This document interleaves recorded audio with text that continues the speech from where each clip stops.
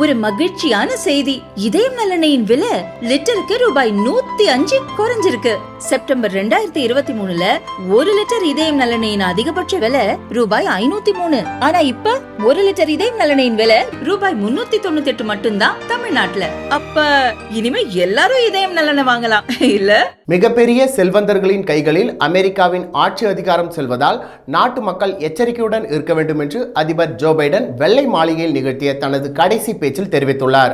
அமெரிக்க அதிபர் தேர்தலில் Donald Trump வெற்றி பெற்றதை அடுத்து அவர் வரும் 20ஆம் தேதி அதிபராக பதவியேற்க உள்ளார். இந்நிலையில் அதிபராக கடைசி முறையாக பேசிய ஜோ பைடன் இன்று அமெரிக்காவில் ஒரு மிகப்பெரிய செல்வம், அதிகாரம் மற்றும் செல்வாக்கு கொண்ட ஒரு சுயநலக்குழு உருவாகி வருகிறது.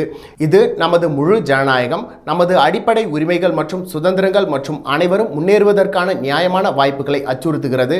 ஒரு சில செல்வந்தர்களின் கைகளில் அதிகாரம் செல்வது மிகவும் ஆபத்தானது. அவர்களின் அதிகார துஷ்பிரயோகம் கட்டுப்படுத்தப்படாவிட்டால் ஆபத்தான விளைவுகள் ஏற்படும் என்று தெரிவித்தார்.